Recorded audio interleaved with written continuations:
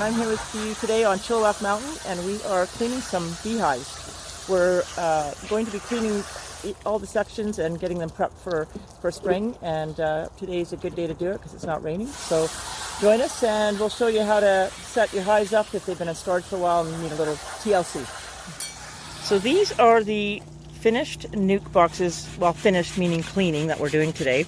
And inside each one of the frames, we've cleaned all the wax off of it, scraped and cleaned. These are older ones, they're all wood, so, and they were in storage a while. So yeah, so we've cleaned them. We're putting 9 of the frames in each box, and they're ready to go. So first we've taken out the frames out of the boxes. They're called nuke boxes, and we are giving them a good clean. So as you can see, it's a very dirty, messy job. These have been in storage for a long time, so they've got a lot of wax. So all of this stuff is wax, and it has to be removed, and then they have to be scraped clean. I've got my handy scraper, and then I'm going to pass them to Steve, and he's going to give them a good wash. And we're just scraping all of this wax off of the old hives. We're going to actually boil this down and actually make some really great wax. So it's all part of the cleaning.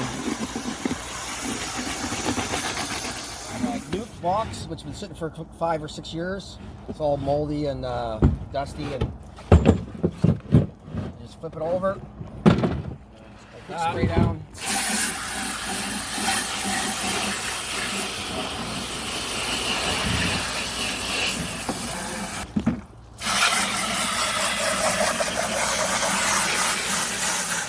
I've got all the hives back on the property, and they're a little cleaner than they were this morning, but they are all in place, and I think they might need a little bit of painting. I'm going to fix them up even more, but for now, we're going to be making honey in the spring.